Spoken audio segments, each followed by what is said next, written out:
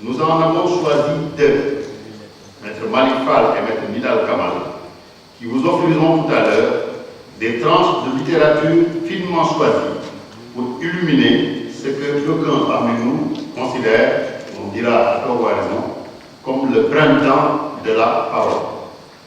Un printemps prématuré ou précoce, mais un printemps présent, auquel nous vous souhaitons la bienvenue. Nous vous remercions d'être là. Être là vous permet de pouvoir dire un jour comme l'autre, j'en étais, j'y étais. Après une pause de près de 5 ans, revoici donc la rentrée solennelle du stage. Vous aurez droit aux allocutions, à diverses allocutions, celle de M.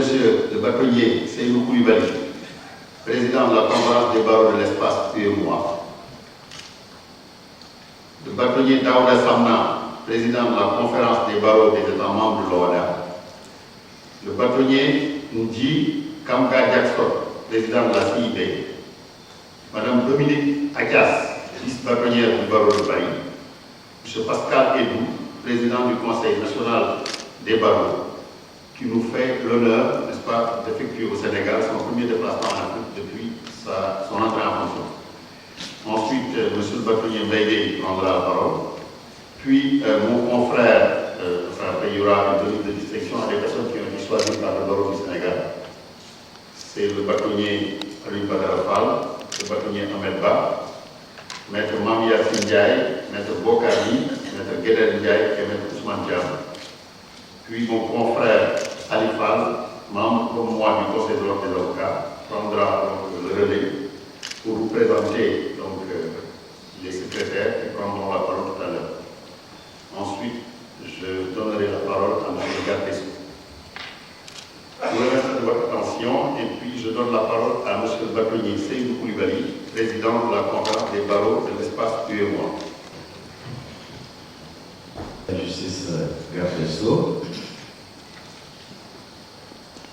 Monsieur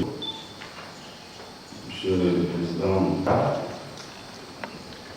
Monsieur le Président de la Conférence nationale des barreaux de France, Madame le vice-bâtonnier de Paris, mes chers confrères, mes chers consoeurs, honorables invités, mesdames et messieurs, Monsieur le bâtonnier Gueye, venir à Dakar n'était pas pour moi l'accomplissement d'un simple devoir institutionnel. Être à la rentrée du barreau du Sénégal faisait pour moi comme une obligation conjonctive. Ces obligations qui, par leur nature, vous obligent à l'exécution de plusieurs prestations pour pouvoir vous libérer. À mon sens, telle paraît ma situation, mon cher ami, monsieur le bâtonnier. D'abord, à votre endroit. Ensuite, à l'endroit du barreau du Sénégal. Et finalement, à l'endroit du Sénégal tout court. À votre endroit, monsieur le bâtonnier, notre amitié le commandait. Je suis là. À l'endroit du barreau du Sénégal, je me devais être présent. Parce que nos deux barons ont un lien gémellaire qui a survécu aux époques et aux épreuves.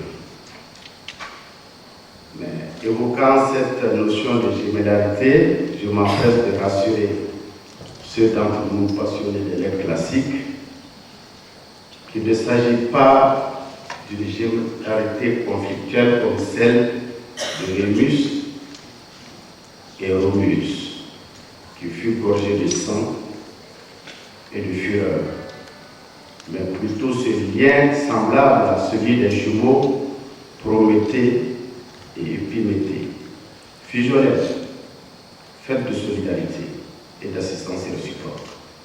Et plus encore, semblable au lien des jumeaux Castor et Paulus, le premier se battant contre les dieux pour obtenir l'immortalité pour le second. Ce lien jumellaire de nos deux barreaux, je le rappelais déjà dans mon discours de rentrée le 17 mars 2016 à Bamako.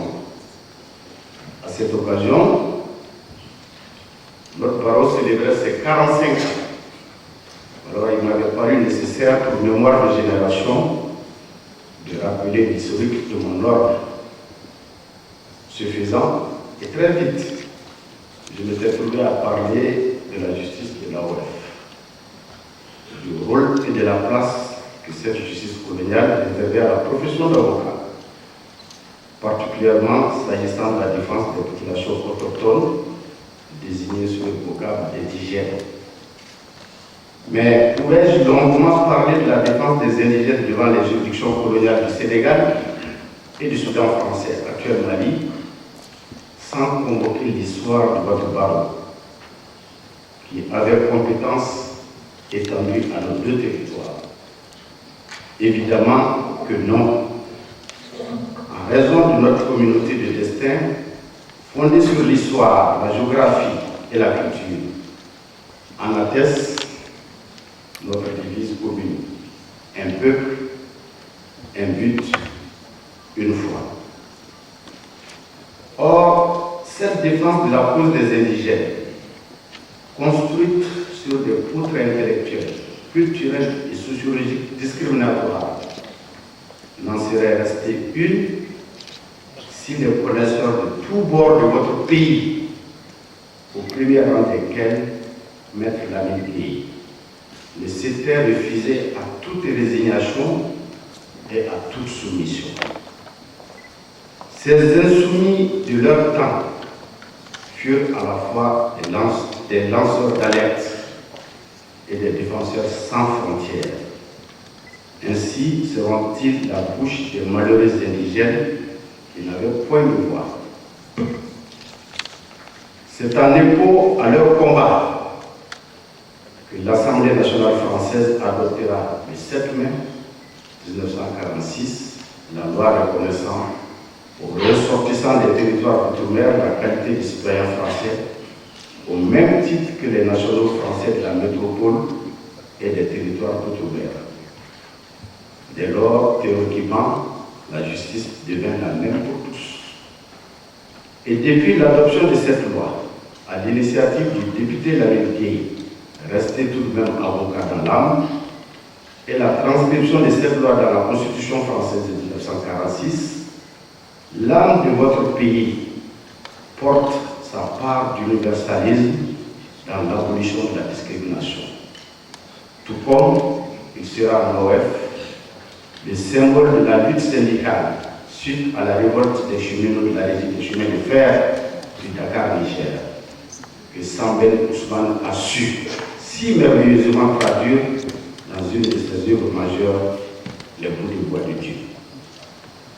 Monsieur le bâtonnier, être à la rentrée du barreau du Sénégal, c'est aussi pour moi venir rendre hommage à l'école de Dakar, au nombre de mes compatriotes et particulièrement d'entre mes confrères qui ont appris en tout ou en partie leurs exactitudes, leurs humanités, leur métier de journaliste ou leurs leçons de sciences juridiques.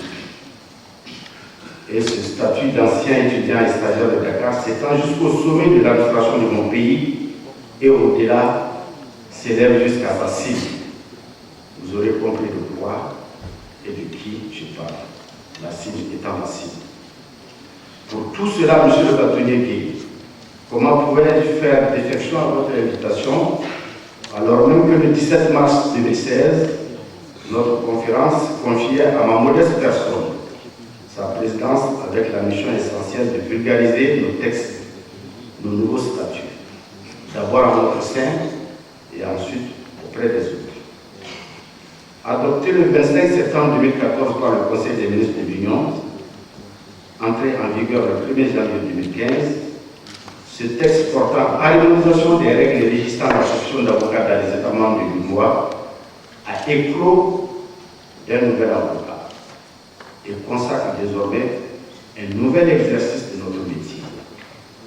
En témoigne, mesdames et messieurs, l'article 2 du règlement 05 qui stipule que les avocats exercent des fonctions judiciaires et juridiques et sont un des acteurs principaux du service de la justice. Cette nouvelle rédaction nous soustrait d'une subordination insidieuse qui était anciennement désignée sous le nom d'auxiliaire de justice. L'auxiliaire n'étant par définition qu'un acolyte, qu'un adjoint, qu'un adjuvant. En clair, l'auxiliaire, c'est celui qui aide accessoirement et temporairement. Voilà ce qu'était l'avocat avant l'avènement du règlement numéro 0. Et comment faire litière de l'article 5 qui stipule que les avocats assistent leurs clients dès leur interpellation durant l'enquête préliminaire dans les locaux de la police, de la gendarmerie et devant le parquet. Et que ne pas dire de l'article 6 qui confirme notre immunité de parole et d'écrit tout en apportant une disposition sécuritaire ainsi libellée. L'avocat ne peut être entendu, arrêté ou détenu sans ordre du procureur près la cour d'appel ou du président de la chambre d'accusation, le bâtonnier préalablement consulté. Puis, il y a l'article 7, qui finalement est le fort symbole de l'harmonisation des règles, et bien plus la manifestation concrète de l'intégration de nos États par la défense. En effet, au terme de cet article, les avocats inscrits au barreau d'un État membre de l'UMOA peuvent exercer leur profession dans les autres États membres de l'UMOA ou s'y établir définitivement à titre principal ou y créer un cabinet secondaire conforme aux dispositions du règlement relatif à la libre circulation et à l'établissement des avocats ressortissants de l'Union au sein de l'espace. Mesdames et messieurs, chers confrères, chers consoeurs, bien d'autres innovations sont venues changer notre exercice professionnel, nous protégeant par endroits et sécurisant par ailleurs nos clients. En toute hypothèse, le 25 septembre 2014 restera attaché à l'image de notre profession. Car c'est à partir de cette date que nos différents ordres ont compris que leur identité pouvait se fondre dans celle des autres, sans que les invariants de nos identités respectives ne soient touchés. Alors, pour toutes ces raisons et d'autres encore, M. le bâtonnier B, nous sommes venus nombreux du Mali pour témoigner de l'harmonisation de nos règles, si ce n'est plutôt de l'unité de notre profession au-delà du temps et de l'espace. Au nom donc de tous les barreaux de notre conférence et de la délégation du Mali, conduite par M. le bâtonnier Al-Hassan Sangaré, je vous souhaite une excellente rentrée. Je vous remercie.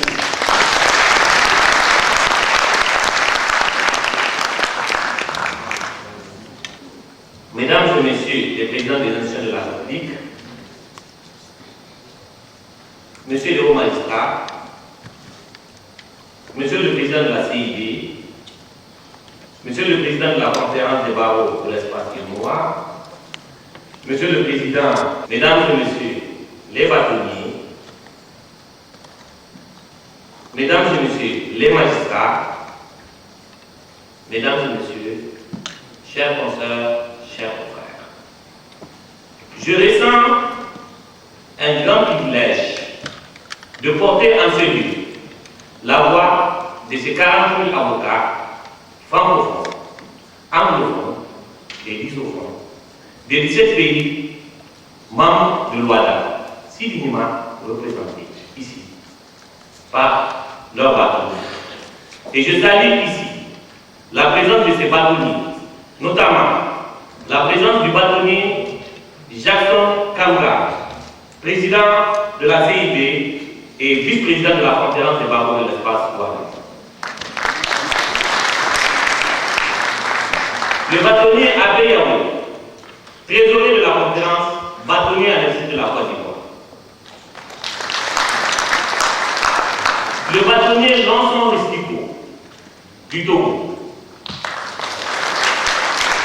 Le bâtonnier Sawadogo Mamadou du Burkina Faso. Congo, Kinshasa. Le bâtonnier Mukendi de la Gambie. Le bâtonnier Faka du Congo Brazzaville. le bâtonnier Sangaré du Mali,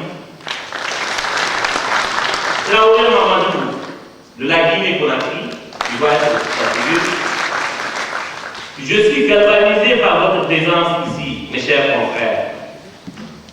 Pour autant, je sais la grandeur redoutable de m'adresser à vous, monsieur le bâtonnier Mbaye Gueye du Sénégal.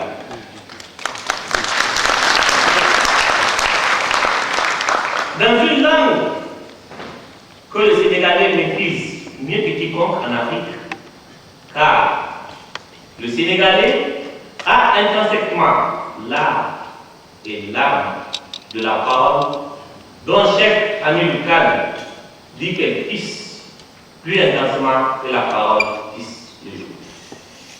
Monsieur le bâtonnier, cher, vous le savez. Vous le savez fort bien dans votre pertinence à reconnaître les grandeurs et les servitudes de vos semblables que rien. Rien en dehors de l'insondable contingence des choses, ni pu me soustraire, que dis-je, me distraire de telles exploits. Nous sommes ici dans votre château ville, habités par la même habituelle gourmandise de partager dans la convivialité et la confraternité votre tchof et votre tchèque.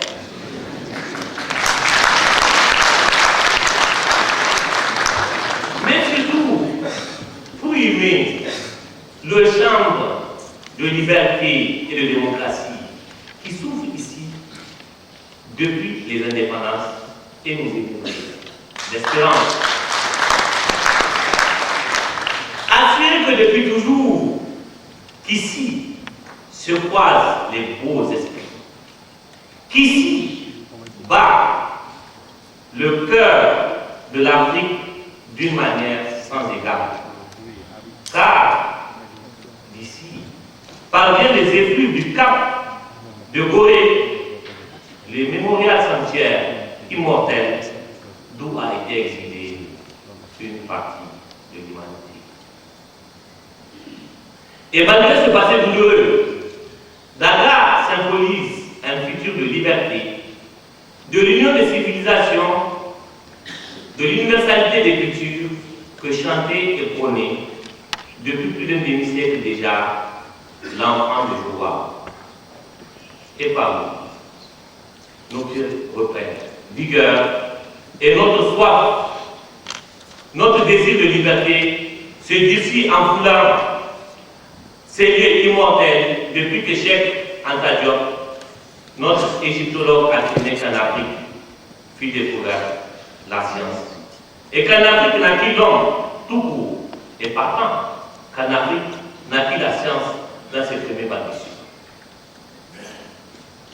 Chers confrères, chers confrères du Sénégal, c'est avec le cœur enfiévré que je vous prie d'accueillir l'offrande du salut cordial et confraternel des avocats de notre espace, si touchés par votre fraternité et par la chaleur de votre hospitalité. Au cœur des luttes partagées et du combat commun, vous, avocats sénégalais, sentinelles parmi votre confrères africains, vous avez été le cerf-fil dans la procession.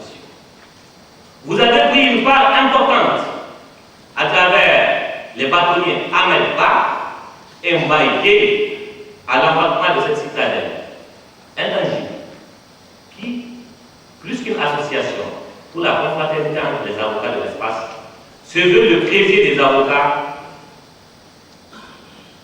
nécessaires pour les échanges entre avocats de notre espace et ceux des autres continents.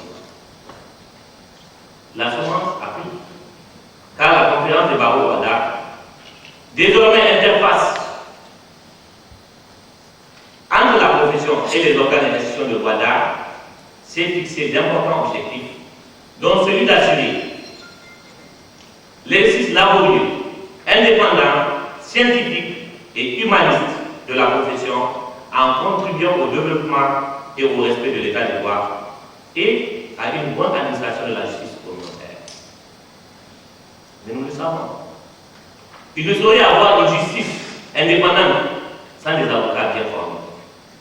C'est pourquoi, outre les colloques sur l'arbitrage et sur le rôle et la responsabilité de l'avocat dans la lutte contre la corruption en milieu judiciaire, cette année, notre école numérique que nous créons en partenariat avec l'ESPAS, l'Université de Bordeaux, l'Université de Douala, le Centre de formation Aliénor, la Fondation Henri Capitan, mais aussi le Conseil national des barreaux, dont je salue encore une fois la présence ici du président Pascal, qui nous fait la grande amitié d'être de notre en ce jour. Cette école numérique sera effective cette année. Elle permettra aux avocats de notre espace d'avoir accès en ligne à plusieurs formations, à plusieurs modules de formation dans diverses branches du droit. Monsieur le bâtonnier, mon cher ami, la rentrée solennelle est la fête de la jeunesse. Elle m'offre l'occasion de m'adresser aux jeunes avocats du Sénégal, mais à travers eux, à toute la jeunesse des barreaux de notre espace.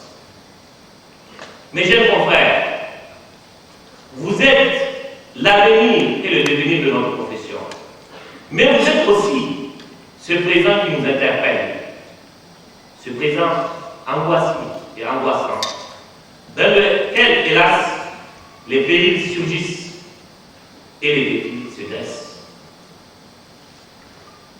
Restez les courageux soldats de la liberté et de la dignité humaine. Car, comme aimé nous le rappeler, paix à son âme, le bâtonnier Mario Stasi, le courage ne se divise pas. Et gardez-vous d'être des avocats habitués. Car un avocat habitué, disait-il, est un avocat mort. Il est le seul qui s'affalit et que l'on foule du pied. Soyez cette voix alors qui porte les espérances de la veuve et de l'orphelin. Soyez cette voix qui recuse et qui refuse l'oppression et l'arbitraire. Soyez la voix de la raison et du cœur et votre bouche, comme celle des nécessaires, la bouche des malheurs qui n'ont pas de bouche, et votre voix, la liberté de celles qui s'affaissent au cachot du désespoir. Voilà, je vous remercie.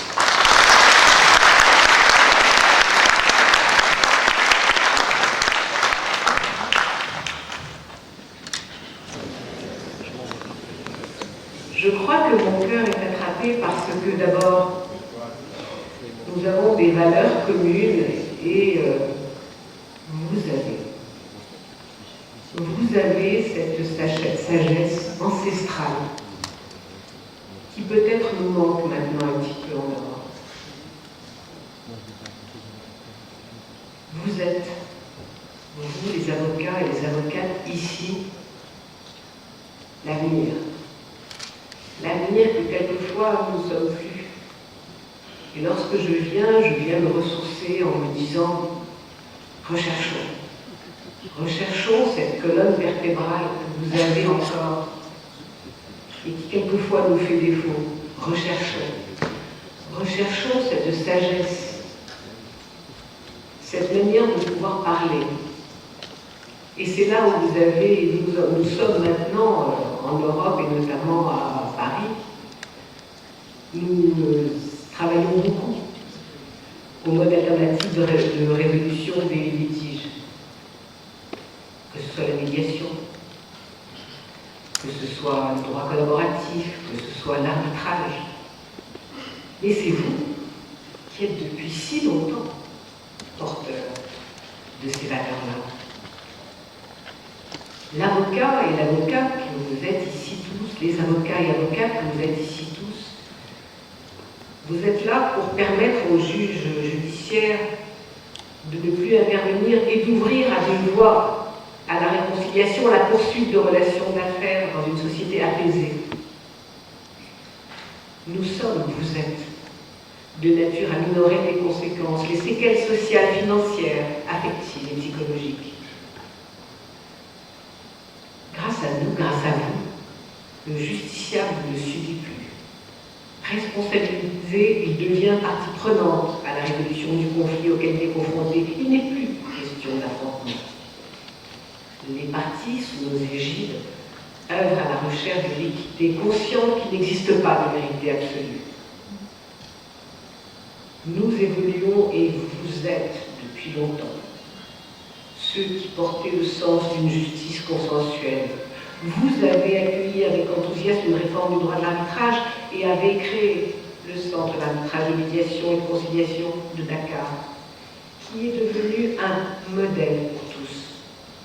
Il est manifeste que le succès rencontré par la zone OADA a permis l'accélération de cette justice propice à la résolution des conflits au droit des affaires. Sois le changement que tu veux voir dans le monde. C'est une phrase de Gandhi. Et elle illustre parfaitement ce que le mouvement de responsabilité sociale des entreprises, et pas seulement des entreprises, représente pour les avocats dans le cadre de leur relation historique et privilégiée avec la société. Pour les avocats, nous sommes tous, les enjeux de la RSE sont doubles et concernent tant notre activité professionnelle que la structuration de nos cabinets. Car nous sommes des chefs d'entreprise. Car bien sûr, la place des jeunes est capitale et vous avez cette force et cette jeunesse. Les mutations économiques et sociales entraînent des changements dans l'exercice de la profession. Ces mutations appellent une transformation de l'application de l'avocat au sein de la société. Nous demeurons, vous demeurez un acteur incontournable dans un environnement en plein essor. Le rôle d'accompagnement de l'avocat apporte une sécurité juridique indispensable aux actions engagées dans le cadre d'une démarche de prévention et de maîtrise du risque RSE qui pèse sur l'entreprise. Les avocats ont vocation à devenir des partenaires du développement de la responsabilité sociale au sein de l'entreprise, en les aidant à satisfaire aux exigences de compliance, à gérer les différents risques juridiques auxquels sont confrontés nos clients. Vous êtes les plus à même à faire bénéficier les entreprises de vos compétences, de juristes, de médiateurs, d'entrepreneurs. Quel beau défi à relever, quel beau défi que vous maîtrisez déjà. Nous avons conscience de la nécessité de faire du droit et de l'accès au droit notre préoccupation quotidienne. C'est la place de l'avocat dans la société. Nous ne sommes pas une médecine, nous sommes bien autre chose. Nous portons les valeurs d'une société démocratique en devenir, un avenir pour nous tous. Bien évidemment, la formation, des formations communes, nous aussi, nous avons beaucoup à apprendre. Nous avons à échanger sur un pied d'égalité, de respect, d'amitié, plein d'autres défis. Vous avez parlé des jeunes, permettez-moi de parler des femmes. Permettez-moi de parler des femmes avocates. Je n'ignore pas que le 8 mars 2016, vous avez célébré la journée internationale de la femme en présence de Mme Maria Massar, ministre de la Femme, de la Famille et de l'Enfance, deuxième ministère important. Tout au long de cette journée, le stand dédié He for She a permis de sensibiliser les hommes au respect des droits des femmes. Il y a encore un petit peu de travail à faire, mais les avocates vont continuer contre vents et marées. En outre, Mme Tendou Camara, créatrice de Women of Africa, a instauré une plateforme digitale d'entraide à l'entrepreneuriat féminin le 31 mars 2016. Les avocates vont être l'avenir. Les avocates, la jeunesse. Ce Women of Africa qui s'est également donné pour mission de développer le niveau de scolarité chez les jeunes enfants. Rappelons-nous cette phrase de Malala Yousafzai. Il existe beaucoup de problèmes, mais je pense qu'il y a une solution à tous ces problèmes. Juste une seule. Et c'est l'éducation. Les avocats ont auprès de la jeunesse un vrai rôle à jouer. J'appelle de mes voeux depuis si longtemps, dans toute l'Afrique, des avocats d'enfants spécialement formés qui seront en lien. Les enfants circulent. La jeunesse, c'est l'avenir de nos sociétés, c'est l'avenir de l'Afrique. Nous avons un rôle à jouer, nous avocats, par nos compétences, par notre formation, par nos liens privilégiés, que ce soit en Afrique, que ce soit en Europe, tant de projets à mettre en commun. Permettez-moi de terminer pour revenir à la femme. Certains, mon ami le bâtonnier Jackson, Ngaï Kanga, va dire que je suis un petit peu obsessionnelle, mais je suis monomaniaque. Eh bien oui, l'image de la femme est en pleine évolution. Les femmes avocates dans nos bords respectifs doivent être valorisées. Je viendrai et reviendrai toujours jusqu'au moment où je viendrai voir plein de femmes bâtonnières.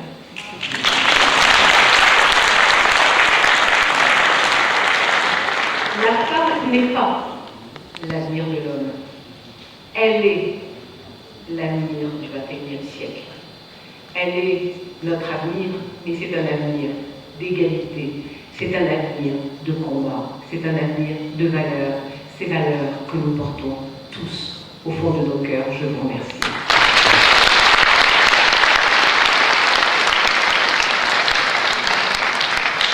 Et aux magistrats, mesdames et messieurs les hautes personnalités, monsieur le bâtonnier de l'Ordre des avocats de Sénégal, monsieur le président de la conférence des barreaux de l'espace UE1, monsieur le président de la conférence des barreaux des États membres de l'OADA, monsieur le président de la conférence internationale des barreaux de tradition juridique commune, madame, messieurs les bâtonniers, mesdames et messieurs, mes chers confrères, messieurs les membres du Conseil national des barreaux qui m'accompagnent, c'est un privilège, c'est un honneur et c'est une fierté pour moi de conduire cette délégation du Conseil national des barreaux ici, parmi vous, afin de célébrer à vos côtés la rentrée solennelle du barreau du Sénégal en ce début d'année 2017. Merci, monsieur le bâtonnier, de votre invitation qui m'honore. J'ai trop rarement le plaisir de partager avec vous tous la terre africaine et les rentrées et l'ensemble des congrès que nous organisons les uns et les autres. L'énergie qui anime ces événements illustre la passion qui habite la profession d'avocat et sa volonté de fraternité, de solidarité, d'unité et de progrès. Notre passion est celle du droit au service de tous nos concitoyens et de toutes les entreprises. Ce droit constitue un facteur de régulation sociale et de régulation économique, dont nous sommes, nous les avocats, les acteurs déterminés et les acteurs indispensables. Nous ressentons parfois la difficulté de maintenir ces liens, de les faire vivre avec efficacité, au-delà des congrès et des rentrées, des rencontres multiples.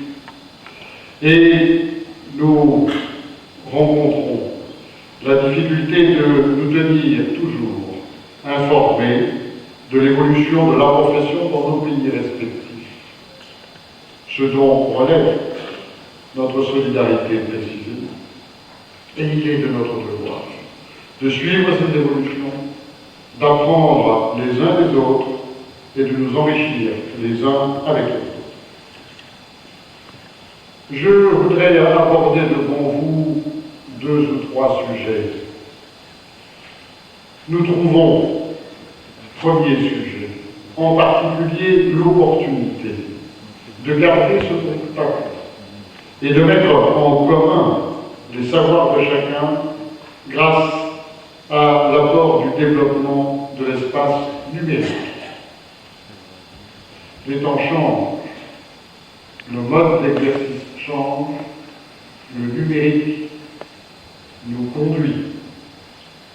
Et je salue la présence ici de notre ami commun Fabien Rechter, représentant de la société de l'Ex-Base, qui, à ce titre, viendra signer la convention liant le Conseil national du barreau et je lui signe la convention liant le Conseil national du barreau et le barreau du Sénégal. Cette convention qui ouvre aux avocats sénégalais l'accès aux données juridiques contenues dans l'Ex-Base. Elle enrichit en parallèle cette base de données des décisions rendues par les juridictions sénégalaises, ajoutant ainsi à la réalisation de ce travail en commun auquel nous aspirons tous.